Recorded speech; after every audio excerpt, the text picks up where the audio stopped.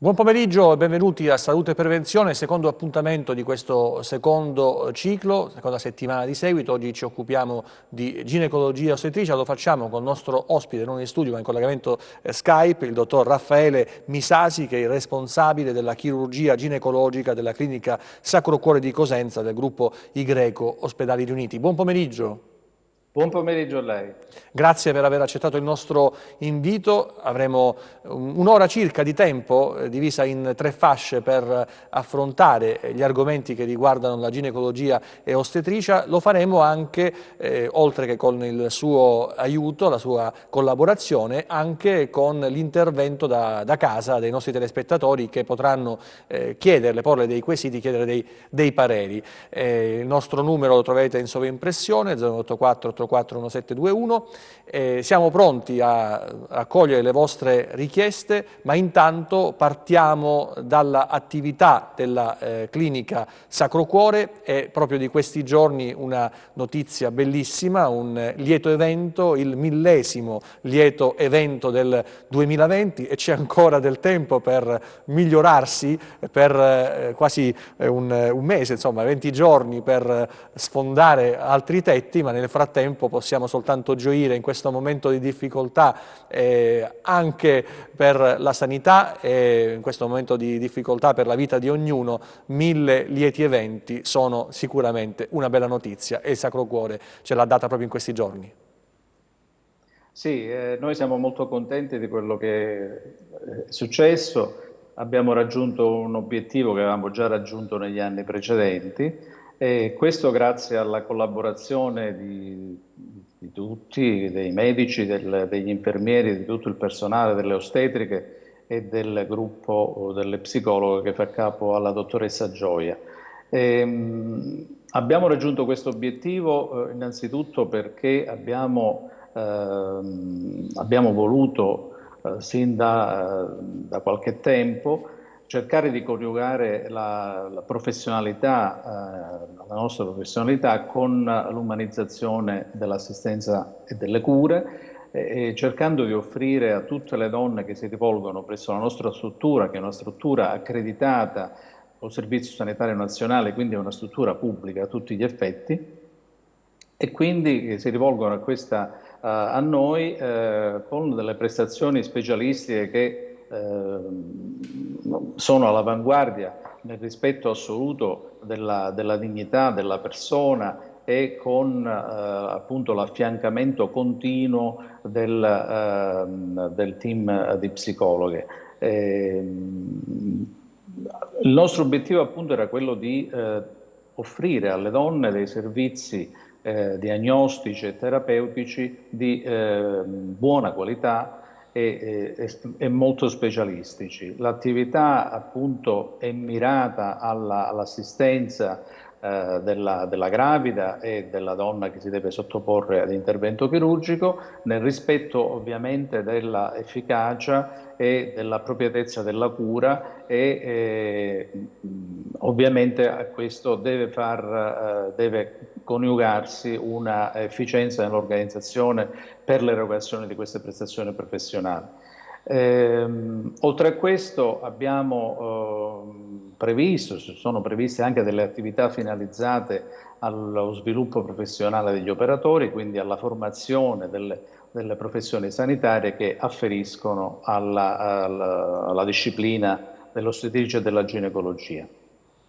Quindi punto di riferimento, vorremmo essere un punto di riferimento per la Calabria per quanto riguarda questa branca, anche perché siamo l'unica struttura accreditata in regione, sia per le gravidanze normali che per le gravidanze a rischio, e soprattutto per la ginecologia chirurgica di natura benigna.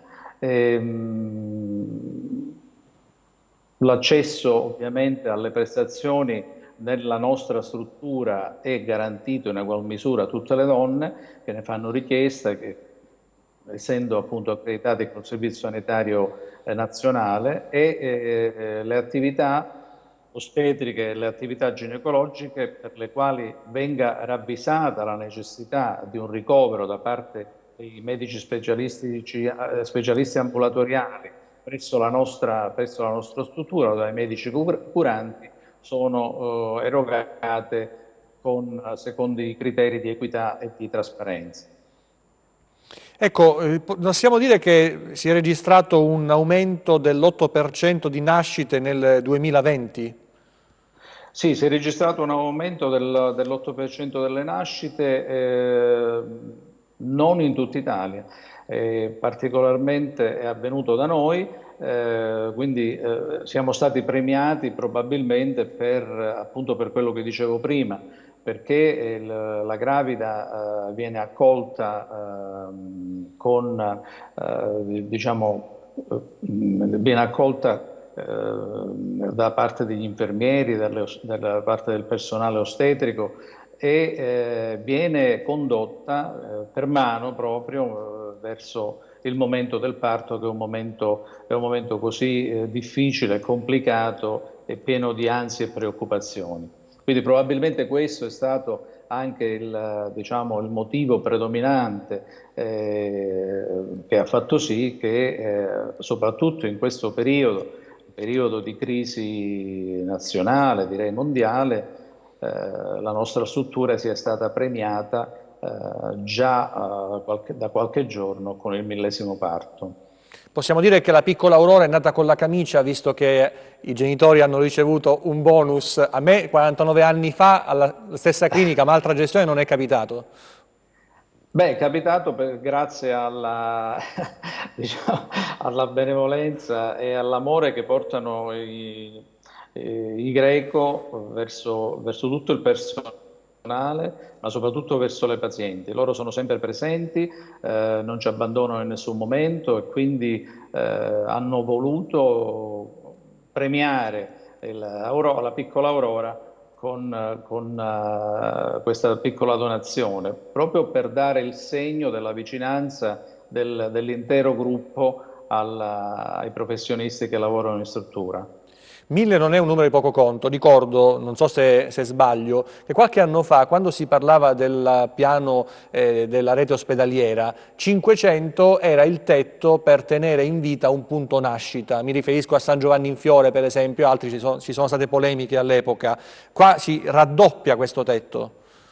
Sì, quasi raddoppia. C'è una legge nazionale, regionale, che prevede appunto la chiusura dei punti nascita che non superano i 500 parti. Da noi questo problema non c'è perché da qualche anno abbiamo superato la soglia dei 1000 parti e quindi dispiace che territori vengano penalizzati con la chiusura dei punti nascita che potrebbero essere fondamentali, soprattutto considerata la lontananza oppure proprio l'ubicazione in territorio montano o in lontananza dal centro urbano, da un centro urbano più importante. Però diciamo che questo rientra nella cattiva riorganizzazione della rete ospedaliera che si è voluta qualche anno fa, si è voluta in base alle leggi vigenti, però a questa riorganizzazione della rete ospedaliera probabilmente doveva far seguito una riorganizzazione dell'intero territorio, quindi rafforzando i servizi territoriali, rafforzando la medicina specialistica e la medicina di base, in maniera tale che gli ospedali, i grandi ospedali, gli ospedali hub cosiddetti, Cosenza, Catanzaro, Reggio, Crotone e Vibo, non potessero risentire della chiusura degli ospedali piccoli, da una parte. Dall'altra parte i piccoli centri, che poi non sono tanto piccoli, vedi Cetraro, vedi San Giovanni in Fiore ed altri, hanno risentito ovviamente della chiusura del punto nascita e quindi l'intero territorio diciamo, è stato scioccato da questa, non avendo a supporto una medicina territoriale rafforzata e quindi in grado di sopperire e di rispondere alle loro esigenze. Se lei pensa che io sono stato a San Giovanni in Fiore 16 anni, quindi ho contatti frequenti con le pazienti di quel territorio e quel territorio è praticamente quasi abbandonato perché funziona, mi pare, a giorni alterni o un solo giorno a settimana il consultorio e capisce bene che le pazienti che hanno bisogno di rivolgersi ad un ginecologo in quel territorio non possono farlo. Questo è un problema grave perché noi parliamo delle belle notizie e mi fa piacere, però bisogna guardare anche l'altro aspetto, che è un aspetto diciamo, molto importante e soprattutto fa sì che ecco, le prestazioni essenziali, i cosiddetti LEA, non vengano raggiunti, ma non vengono raggiunti neanche ecco, sulle prestazioni veramente di base, come può essere un'assistenza durante la gravidanza e durante il parto. Purtroppo ci occupiamo spesso e volentieri nel corso di telegiornali e trasmissioni del lato negativo della sanità, della scarsa diffusione della sanità sul territorio regionale. Parlavamo di San Giovanni in Fiore, che è un centro che si trova equidistante fra Crotone e Cosenza e quindi costringe le persone poi a scegliere a chi affidarsi. Parliamo anche della sanità di periferia, quella dell'Alto Tirreno e dell'Alto Ionio, dove addirittura si sconfina poi in altre regioni e si ingrossa il debito della sanità regionale. Leggevo anche che c'è un articolo del settimanale 7 del Corriere della Sera, dedicato, anzi Io Donna, dedicato proprio alla maternità nella clinica Sacro Cuore di Cosenza. Sì, è uscito questo articolo, un articolo a cui diciamo, fa riferimento soprattutto a quello che dicevo prima, all'umanizzazione che noi vogliamo dare alla gravidanza e quindi al momento parto. E io devo spendere una parola proprio per lo farò solo in questo momento, nei riguardi del personale della struttura che è un personale dedicato e che dedica il suo tempo veramente con grande passione e umanità nei riguardi delle pazienti gravide che si trovano magari a dover venire verso la nostra struttura da posti lontani, magari seguiti da altri ginecologi o nei consultori della periferia. E il nostro personale è dedicato e si dedica costantemente a loro e lo fa in maniera eccelsa. Grazie soprattutto, e voglio ringraziarle da questi microfoni, grazie soprattutto alle ostetriche, agli infermieri, a tutto il personale e alle psicologhe, alla dottoressa Gioia in primo luogo, che è una persona sempre attenta, sempre pronta a diciamo, cercare di risolvere i loro problemi, ad ascoltare le donne che si trovano non solo a dover affrontare questo momento lontano da casa e lontano dai propri cari, ma soprattutto perché si trovano in una struttura che magari non hanno conosciuto prima e che... Ma le dico, guardi, il feedback poi che riceviamo subito dopo è veramente ottimo.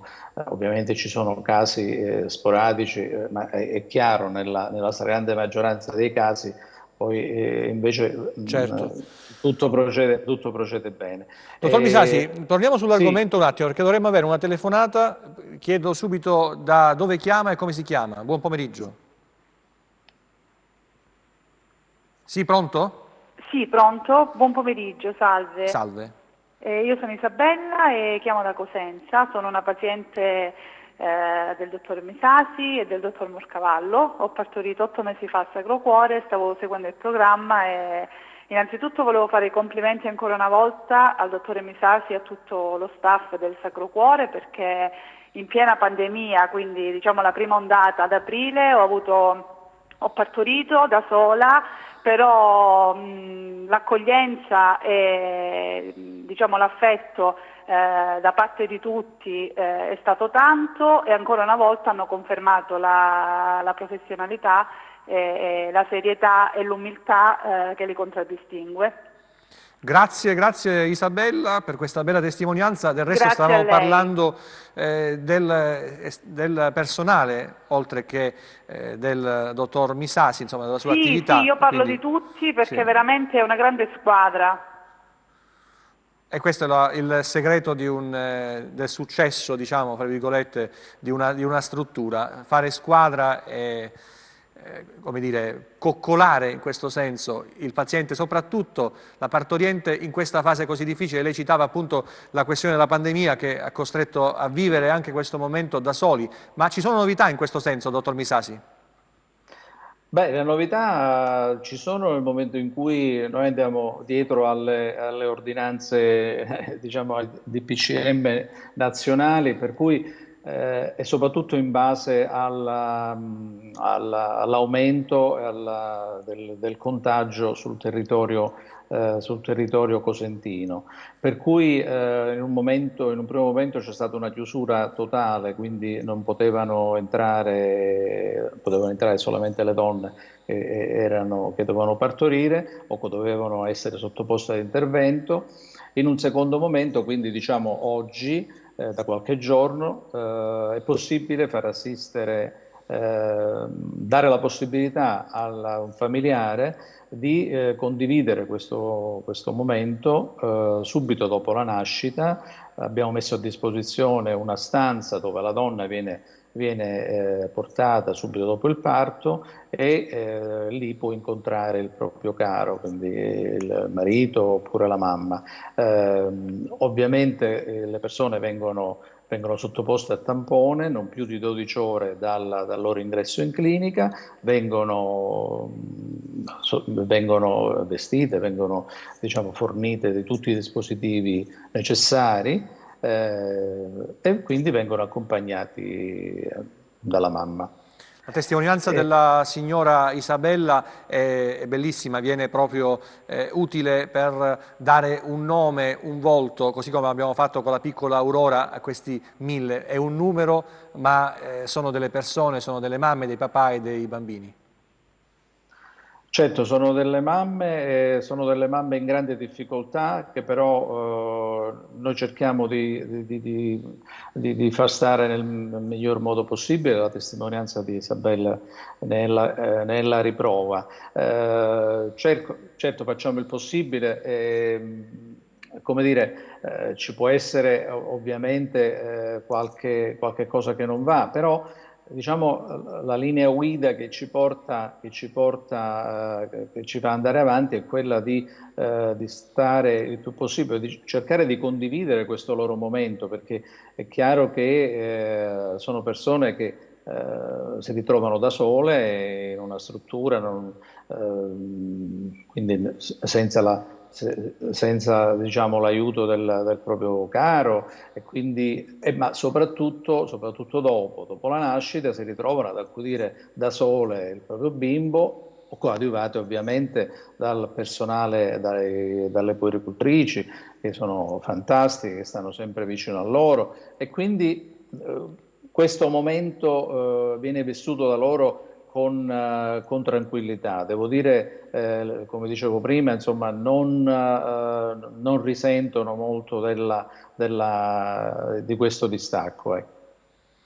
Ecco, naturalmente il parto è l'atto finale, però voi seguite l'andamento della gravidanza, che è una fase anche Certo, importantissima. il momento del parto è il momento finale. Noi seguiamo la gravidanza sia nel primo che nel secondo e nel terzo trimestre. Si arriva al momento parto dopo aver trascorso 9 mesi e dopo aver diciamo, fatto un percorso diagnostico che ci consente di screenare, per esempio, nel primo trimestre le patologie più importanti quali le sindrome più importanti quali la sindrome di Down. Quindi nel primo trimestre ci dedichiamo alla misurazione di alcuni parametri ecografici che sono importanti nell'individuare tale sindrome, come può essere per esempio la traslucenza nucale e il bitest, oppure le sottoponiamo se hanno un'età superiore a 35 anni, alle indagini genetiche non invasive.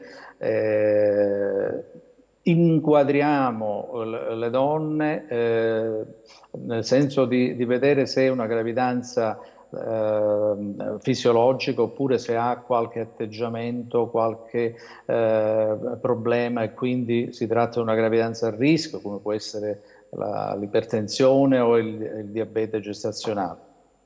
Nel secondo trimestre forse è il Dottor momento... Misasi, Sì. partiamo dal secondo trimestre dopo la breve pausa pubblicitaria. A fra poco.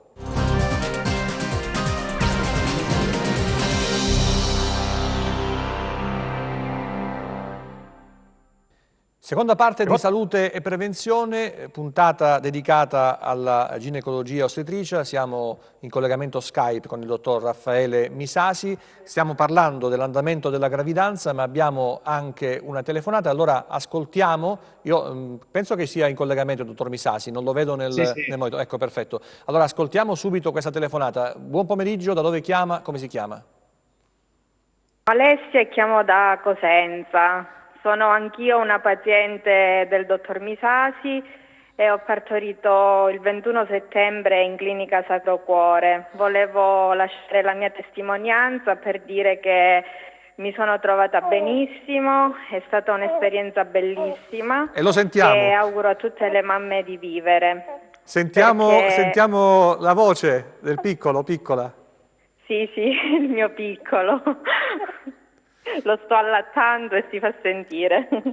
E questa non può essere che la testimonianza vera, concreta. Allora, signora Alessia, come si è trovata? Parlavamo appunto dell'andamento della gravidanza. Lei è stata seguita anche durante la gravidanza? Sì, sono stata seguita durante tutti i 9 mesi di gravidanza egregiamente dal dottor Misasi. Ho fatto tutte le ecografie che dovevo fare e mi sono trovata benissimo. Lui è un professionista con la P maiuscola veramente e non posso che dire bene di lui, così come di tutto il personale della clinica Sacro Cuore, a partire dalle ossa a finire a tutti i medici, infermieri, ostetriche. E poi ci tenevo a ringraziare pubblicamente soprattutto la psicologa Cecilia Gioia, perché diciamo che è stato fondamentale il suo supporto durante il mio parto, l'anestesista, il dottor Blasi, insomma, non faccio tutti i nomi perché rischio di dimenticarne sicuramente qualcuno. Signora Alessia, di sicuro il 2020 è un anno orribile per la maggior parte delle persone, lei lo ricorderà invece con felicità ogni volta che avrà in braccio prima e poi per mano il suo piccolo. Sì, diciamo che il 2020 verrà ricordato appunto come un anno terribile da tutti i punti di vista, soprattutto appunto ma soprattutto per il Covid, però diciamo io ho un ricordo legato alla nascita del mio bambino e quindi in tutta questa situazione comunque ho dei ricordi belli appunto perché ho dato alla luce mio figlio che adesso mi ha stravolto la vita. In senso positivo. Grazie signora sì, Alessia. Naturalmente. Se non deve aggiungere altro o vuole chiedere qualcosa al dottor Misasi possiamo salutarci. No, lo saluto caramente e gli mando un forte abbraccio. Un abbraccio a te. Grazie delle belle parole. Prego. E appunto parlavamo della seconda fase, il secondo trimestre dell'andamento della gravidanza. Il secondo trimestre è caratterizzato dalla ecografia morfologica che si fa intorno alla 20ª settimana e che valuta diciamo, le strutture fetali in maniera più accurata, quindi le strutture cerebrali, il cuore e tutti gli organi addominali. È un'ecografia molto importante perché è diciamo, l'ecografia che ci permette di inquadrare la gravidanza in una gravidanza fisiologica o una gravidanza che ha qualche problema, perché se le misurazioni sono nella norma, quindi rientrano nei parametri che abbiamo, allora è una gravidanza che può proseguire tranquillamente e quindi non necessita di particolare attenzione. Poi c'è il terzo trimestre. Il terzo trimestre valuta invece principalmente la crescita e quindi la crescita fetale e quindi il monitoraggio del benessere fetale in prossimità del parto, che è il momento in cui la donna avverte maggiormente l'ansia del momento del parto, appunto, e quindi deve essere accompagnata in maniera nel modo migliore. Da noi già da tempo c'è il corso di preparazione al parto, di preparazione alla nascita, e quindi questo fa sì che le donne hanno l'opportunità di confrontarsi con le ostetriche e con la dottoressa Gioia in particolare per avere tutte le delucidazioni possibili e tutte le informazioni che sono loro necessarie. Quindi loro fanno si fa questo lavoro preparatorio. Noi facciamo la parte, diciamo, medica, quindi la valutazione della crescita fetale, se è una crescita esagerata, se è una crescita insufficiente, quindi a che cosa è dovuto magari la crescita insufficiente, oppure viceversa, al contrario, se la gravidanza sta andando verso un peso fetale diciamo esagerato, tra virgolette, ma il supporto che danno ostetriche e psicologhe in questo momento, me lo lasci dire, è fondamentale. Perché arrivano al parto, che noi consideriamo un evento tutto naturale, quindi la donna ha la possibilità di stare libera, di assumere tutte le posizioni che vuole, abbiamo anche l'opportunità di seguire le ultime fasi del travaglio anche nella vasca. E quindi questo momento, diciamo, è un momento che spetta alle ostetriche, che noi siamo, diciamo, è un loro momento. E quindi la donna viene, ecco, viene lasciata libera di potersi muovere. Prima era accompagnata tutto, in epoca pandemica purtroppo questo non può avvenire. Sento dei disturbi. Sì, c'è qualche disturbo, vediamo se la regia se riusciamo a sistemare l'audio. Nel E poi frattempo... sì, nella sala parto, infine, e concludo, la gestante può trovare tutti i sussidi necessari per facilitare il travaglio, quindi dalla fune alla palla, insomma tutti i presidi che possono aiutarla. Noi non eseguiamo l'episiotomia, non cerchiamo di evitare il più possibile, anzi da un po' di tempo non le facciamo più, le manovre di Christeller per facilitare l'espulsione. Quindi viene fatta scegliere la modalità del parto alla donna e quindi a parto avvenuto, come dicevo prima, la gestante viene accompagnata insieme al suo bambino, viene fatto cercare di farlo allattare immediatamente e poi viene accompagnata nella stanza dove può essere raggiunta dal suo caro. Ecco, a proposito dell'aspetto psicologico, Genitori si diventa, al via alla quinta edizione, format, percorso multidisciplinare di accompagnamento alla nascita e alla genitorialità promosso dall'equipe di professionisti dei Greco Ospedali Riuniti. Si rinnoverà per la quinta volta già dalle prime settimane del nuovo anno. 7 incontri avranno inizio sabato 9 gennaio. Le iscrizioni dovranno pervenire entro mercoledì 6 all'indirizzo mail del percorso di accompagnamento. Una volta inviata la mail di prenotazione, le partecipanti riceveranno il modello di autorizzazione al consenso dei dati personali da compilare e restituire firmato con le indicazioni sul pagamento. Questo per quanto riguarda questa... Questo il corso di preparazione, sì, il corso di preparazione che è fondamentale, perché la donna non arriva al momento parto del tutto impreparata, quindi questi incontri servono proprio a far conoscere innanzitutto gli aspetti, diciamo, fisiologici, anatomici di quello che avviene nel momento del parto, ma soprattutto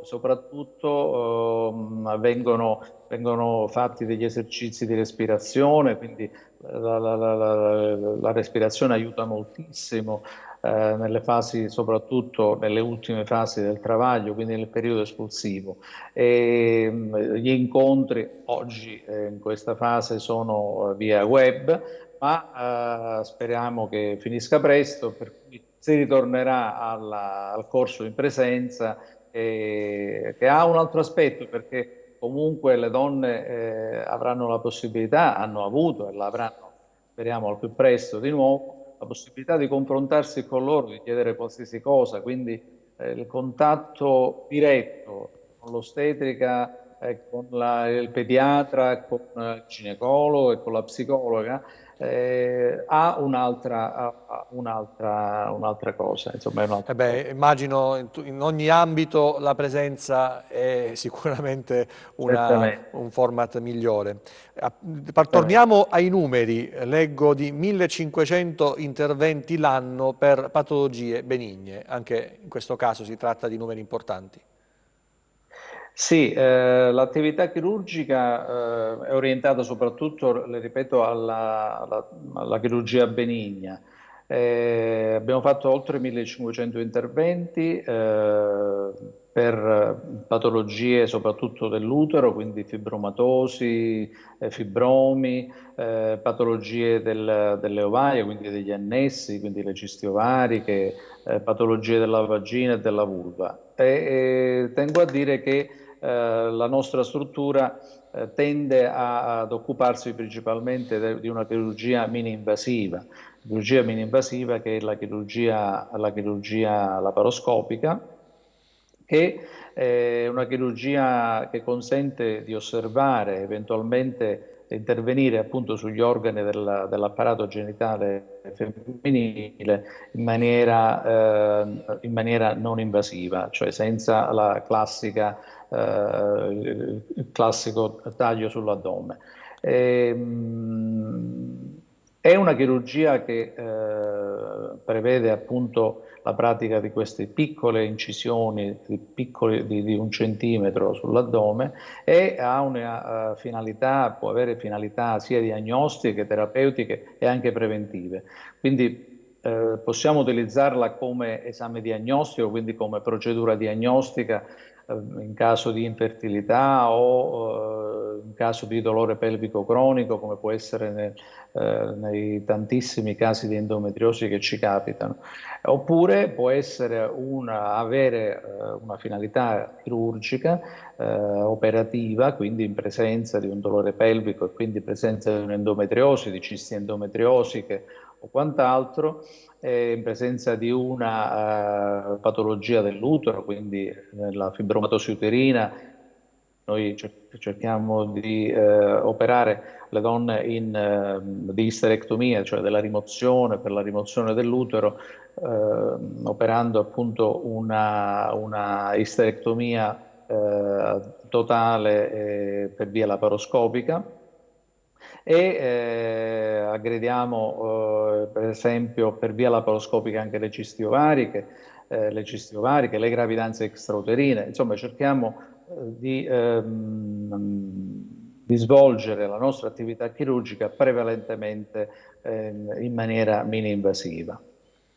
Ecco, parliamo delle patologie più comuni nella perimenopausa. Sì.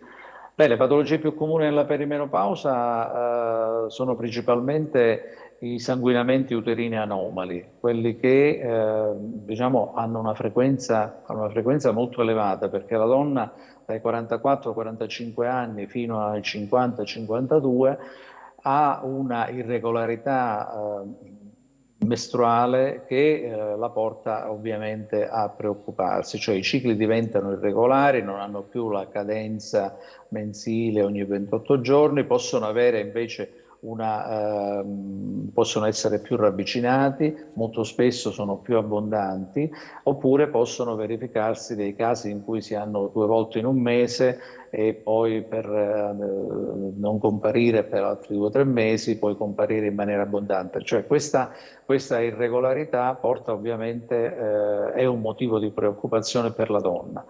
E quindi la valutazione del loro benessere si basa soprattutto su due elementi che sono direi fondamentali, diciamo, non c'è bisogno di fare altro. Un'ecografia ginecologica, oltre alla visita chiaramente, e l'esame diagnostico per eccellenza per escludere patologie neoplastiche o patologie benigne all'interno dell'utero, che è l'isteroscopia.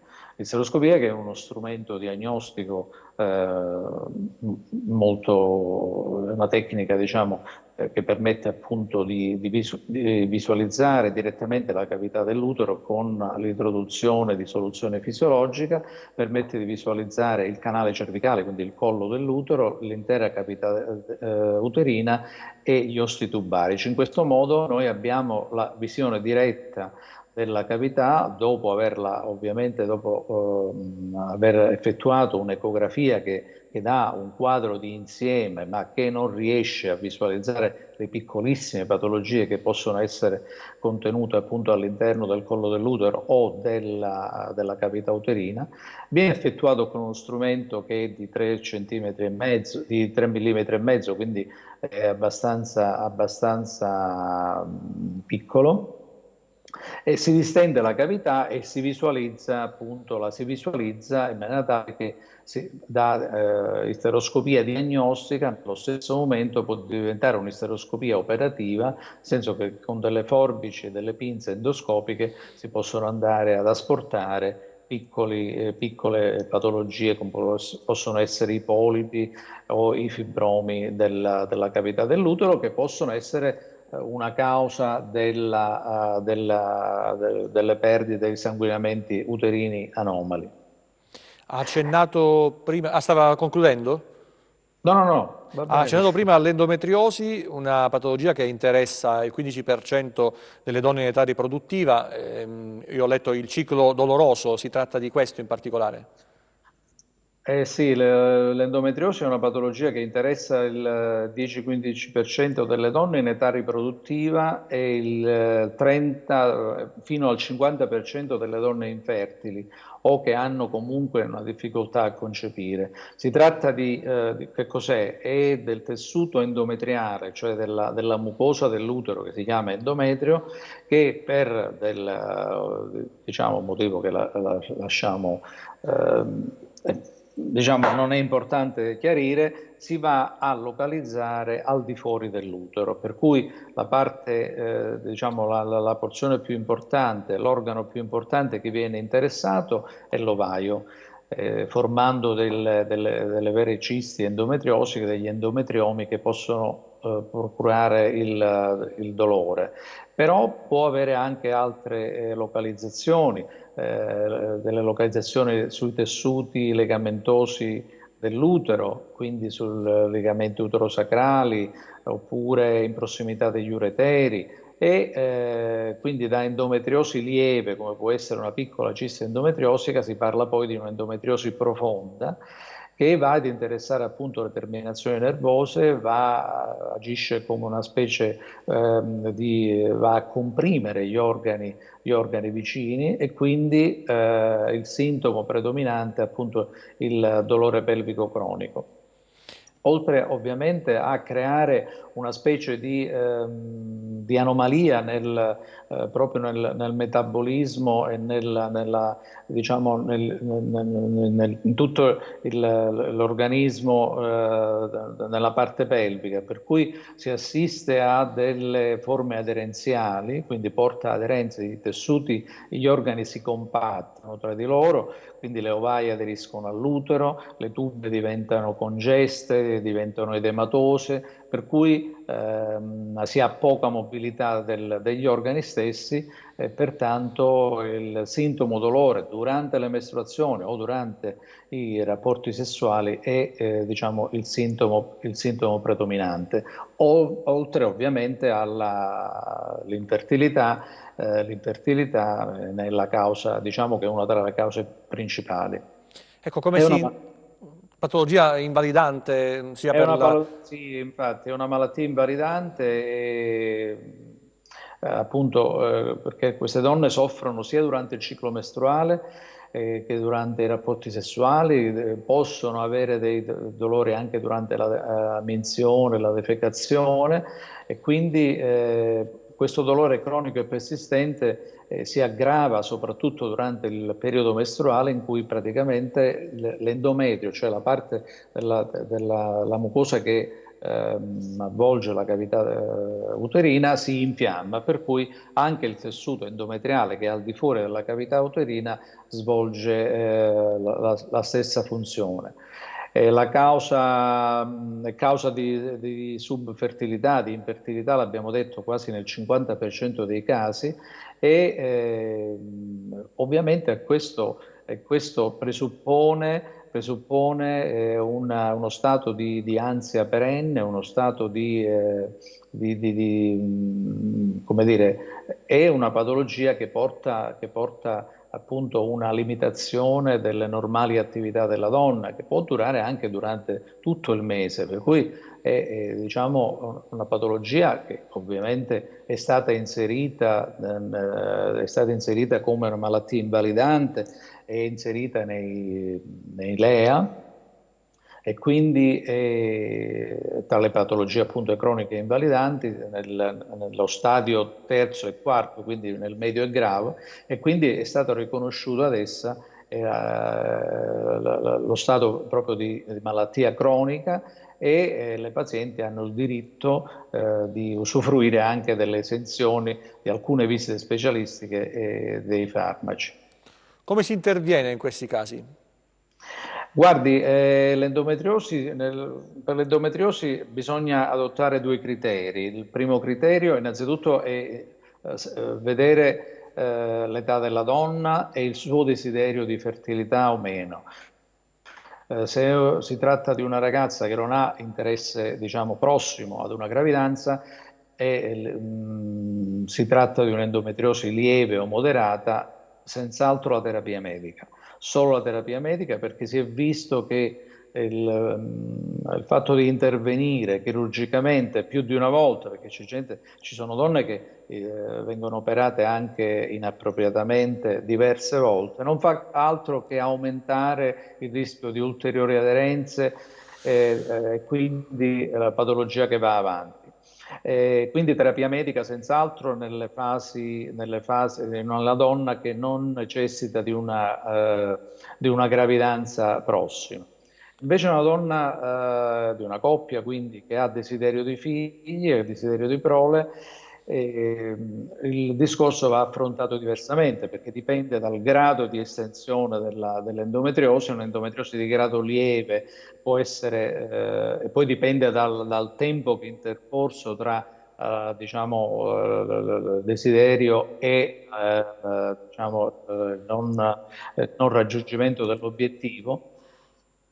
Trascorso un determinato periodo di tempo, noi facciamo riferimento a un anno, ma ormai si è passato a 6 mesi, bisogna intervenire. Intervenire, ripeto, un'endometriosi di grado lieve o moderato, sempre con la terapia medica, quindi valutando e monitorando l'ovulazione. Quindi se c'è l'ovulazione, ovviamente il partner maschile il seminale deve essere a posto, avere problemi. Se l'ovulazione, nonostante ci sia l'endometriosi, disturbi, è presente, non c'è solamente un atteggiamento di attesa.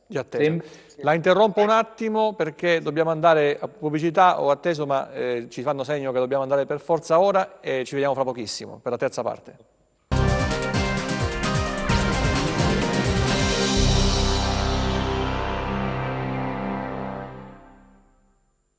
Di nuovo in studio, terza parte di Salute e Prevenzione. Siamo in collegamento Skype con il dottor Raffaele Misasi, responsabile della chirurgia ginecologica della clinica Sacro Cuore di Cosenza del gruppo I Greco Ospedali Riuniti. Stavamo parlando di endometriosi e stavamo concludendo il discorso sulla necessità, opportunità di intervenire in alcuni casi. Stava dicendo appunto quando c'è una attesa di un anno circa per una gravidanza. Sì. Sì, allora bisogna intervenire soprattutto in presenza di cisti ovariche di una certa dimensione oppure in presenza di un dolore pelvico cronico invalidante che fa sì che la donna non possa, diciamo, svolgere le sue normali mansioni. Bisogna intervenire e l'intervento deve essere fatto necessariamente in maniera mini-invasiva, quindi con la laparoscopia, perché in questo modo diminuisce, diciamo, sia il tempo di ricovero, diminuisce soprattutto, è un decorso più regolare, è un decorso che porta la donna il giorno dopo a casa, la fa ritornare a casa, per cui è impensabile oggi come oggi, diciamo, intervenire per questo tipo di patologia in maniera diversa. Bisogna intervenire anche quando c'è una endometriosi profonda. Endometriosi profonda vuol dire che l'endometriosi ha interessato non solo le ovaie, ma altre strutture vicino all'utero ed è un intervento di una certa entità perché spesso e volentieri viene interessato l'intestino, soprattutto nella parte in prossimità dell'utero, quindi dietro l'utero, e possono essere interessati gli ureteri. Quindi fare attenzione a quando scegliere bene il timing dell'intervento perché deve essere un unico intervento, possibilmente è un intervento risolutivo in tutti i sensi, perché dover rioperare una donna per endometriosi non dico che è un fallimento del precedente intervento, perché poi bisogna vedere se la donna ha continuato a fare terapia medica o meno, però certamente non si è stato in grado di eradicare il problema con il primo intervento, quindi attenzione, questo è un punto fondamentale, cioè scegliere bene il momento dell'intervento e far sì che l'intervento stesso sia unico e definitivo. Allora, c'è una domanda che arriva via WhatsApp. La domanda è questa: vorrei sapere se c'è legame tra utero retroverso e dolori mestruali.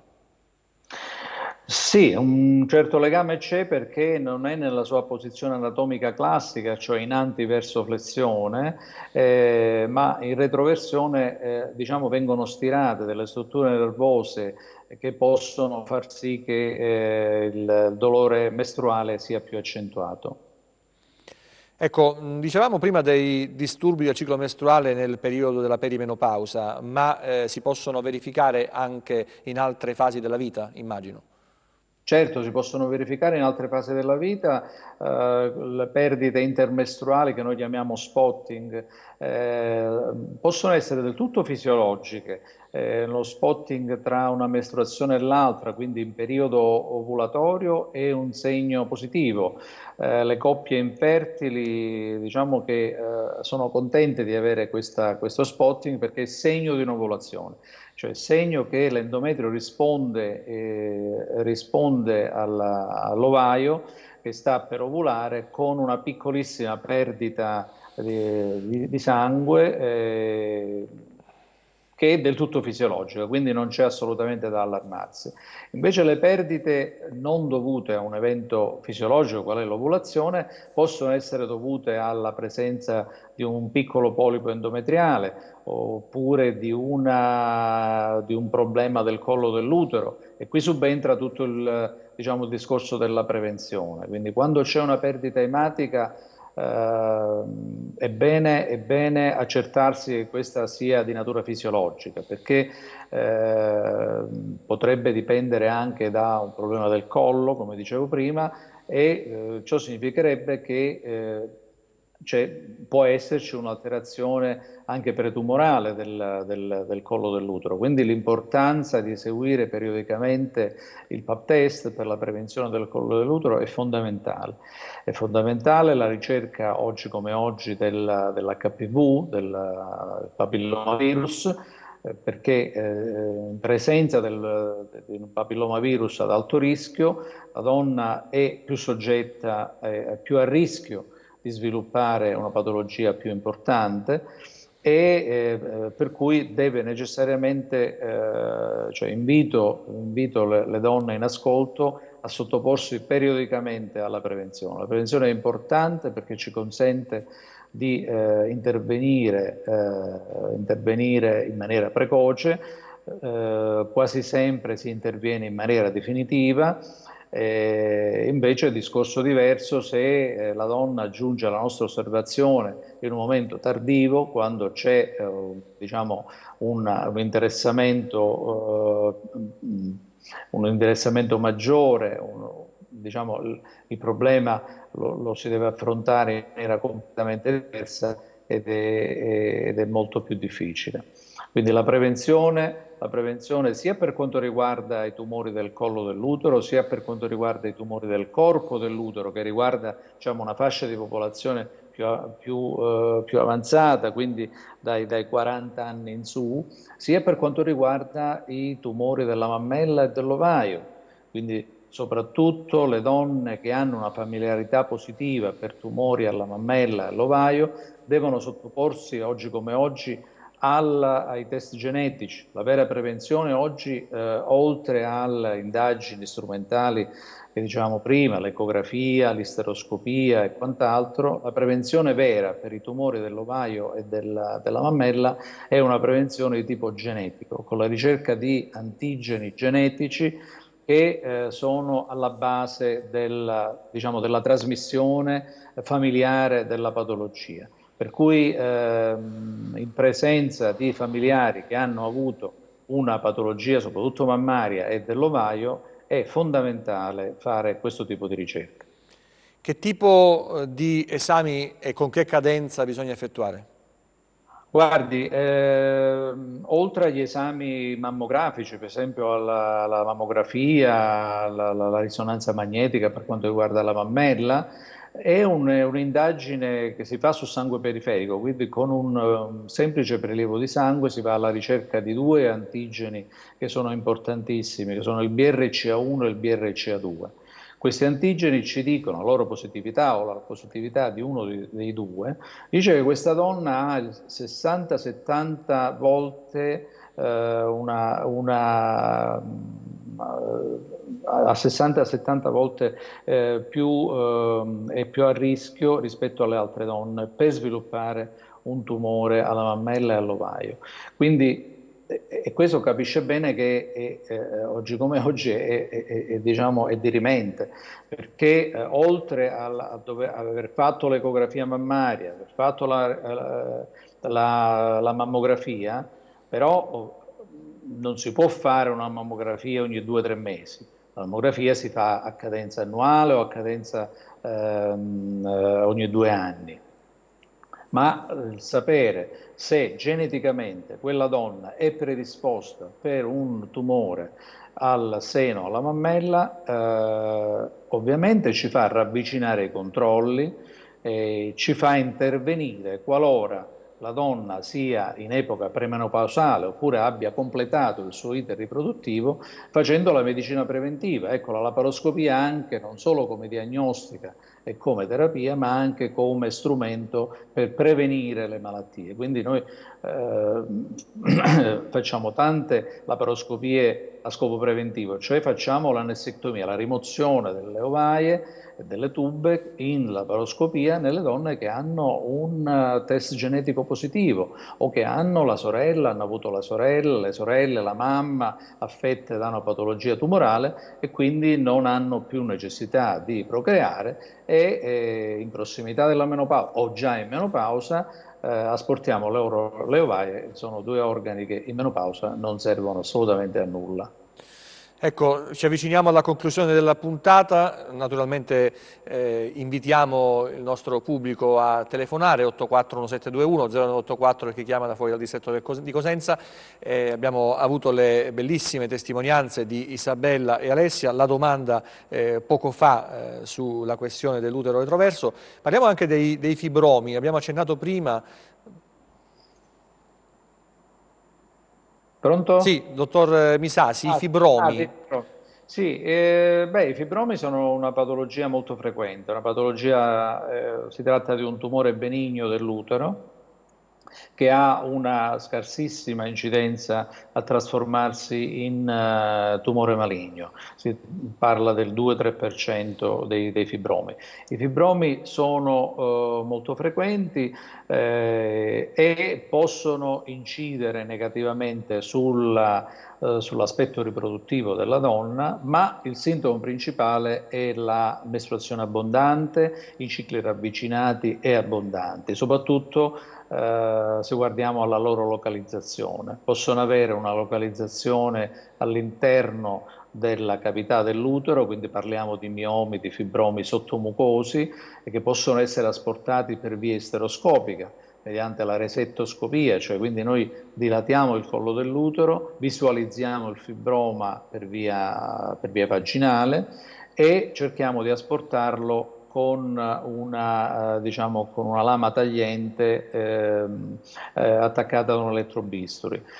Questo fibroma si fa a fettine praticamente, viene asportato e la cavità ritorna ad essere normale. Oppure può essere un fibroma che interessa la parte muscolare dell'utero, che sono i più frequenti, si parla di fibromi intramurali e a seconda della loro dimensione possiamo e dobbiamo aggredirli lì dove c'è appunto il riscontro di una metrorragia, di una perdita ematica abbondante, di un ciclo mestruale spesso continuo che porta ad anemizzazione, quindi la paziente è astenica, anemica e quindi necessita dell'intervento chirurgico. Anche qui noi adoperiamo quasi sempre la tecnica laparoscopica in maniera tale che da essere meno aggressivi, meno aggressivi possibili e le aggrediamo con la tecnica, una tecnica classica che prevede l'incisione dell'utero, la enucleazione del fibroma e poi l'asportazione mediante un sacchetto endoscopico. Poi ci possono essere altri fibromi, sono fibromi invece sottosierosi che in genere non danno nessun problema, nessuna sintomatologia a carico della donna, per cui se hanno delle piccole dimensioni è bene lasciarli lì dove sono, non necessitano di terapia chirurgica. Allora, telefonata, buon pomeriggio, da dove chiama e come si chiama? Da Cosenza. Salve, ci dica. Può porre la domanda al dottor Misasi. Io volevo dire un fatto, cioè il dottor Misasi ha posto l'accento ha posto l'accento su un fatto, cioè quella della prevenzione. E a me sembra però che, come l'ha posto il dottor Misasi, noi dovremmo parlare più di screening per quanto riguarda diagnosi precoci. Se abbassa il volume del televisore ci sente via telefono. Perché parlare di prevenzione significa parlare, perché se parliamo di prevenzione allora praticamente dovremmo parlare più che altro di strumenti che incidono su quello che è il comportamento, sullo stile di vita, sul mangiare, sull'ambiente, anche alla luce degli ultimi sviluppi di quello che viene chiamata l'epigenetica, perché l'80-90% dei problemi sono tutti di natura epigenetica, tranne quel 5-6% che è di natura genetica ereditaria, ma quelli sono dei casi limite e sono essenzialmente situati in un ambito prettamente familiare, per cui solamente questo si voleva dire, cioè noi parliamo di prevenzione quando si agisce sull'ambiente in senso generale. Ho capito cosa vuole dire. Non so cosa ne pensa il dottor Misasi, prevenzione in senso lato, nel senso che non soltanto quella attraverso esami strumentali e controlli periodici. Non è prevenzione primaria, Quella è diagnosi precoce e prevenzione secondaria. Parliamo di prevenzione attraverso l'alimentazione, la cura dell'ambiente, lo stile di vita e l'ambiente, soprattutto l'ambiente. Sì, vabbè, ma questo allarga il discorso. Diciamo, fare la prevenzione ambientale e soprattutto alimentare, questo è una cosa che compete tutti quanti, riguarda tutti quanti, è difficile parlare in generale in questo modo, nel senso che è chiaro che una cattiva alimentazione può portare a un diabete gestazionale oppure a un diabete alimentare, e il diabete può essere una concausa del tumore del corpo dell'utero. Quindi infatti noi lo ritroviamo soprattutto nelle pazienti obese, cioè è maggiormente frequente nelle pazienti obese. Ma parlando di prevenzione per quanto riguarda i tumori per esempio del collo dell'utero, questo riguarda solamente e unicamente il papillomavirus. Il papillomavirus viene trasmesso unicamente attraverso dei disturbi, per via sessuale, una trasmissione sessuale, quindi c'entra poco l'ambiente, c'entra poco l'alimentazione. C'entreranno altre cause che possono essere la promiscuità sessuale o quant'altro, però quello che mi preme, il messaggio che vorrei far passare è questo qua, e capisco bene che il livello preventivo deve essere alto, diciamo a tutti i livelli, ma per quanto riguarda determinati tumori, essi sono procurati, sono incentivati, sono causati da determinate patologie, da determinati virus, papillomavirus per il collo dell'utero, e si è vista una trasmissione genetica del tumore della mammella e dell'ovaio, ovviamente non in tutti, ma nella stragrande maggioranza sì. Poi il nostro discorso si limita esclusivamente a questo. Allora, ringraziamo il telespettatore che ha aperto. No, mi permetta un'ultima cosa. Sì, dobbiamo dare spazio, abbiamo altre domande, prego, brevemente.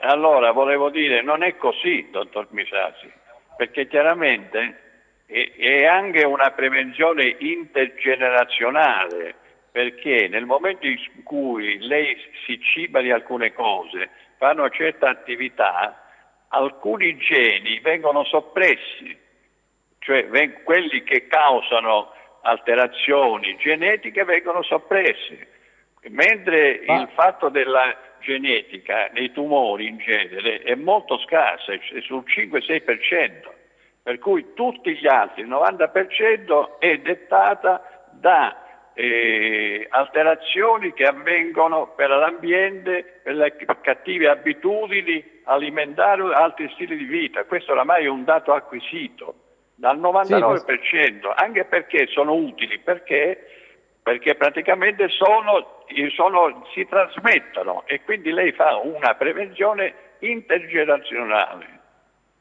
Perfetto, ma poi alla fine arriviamo sempre a fare la prevenzione verso questo aspetto, insomma. La ringrazio, andiamo avanti. Dottore, c'è una domanda da una coppia che ha perso un bambino al decadere del termine perché il figlio era avvolto dal cordone ombelicale, si è creato un nodo e il bimbo purtroppo non c'era più, dice Oliverio. Vuole sapere se la ricerca scientifica ha fatto passi avanti quando non si vede il cordone con l'ecografia. Cerco di capire il messaggio.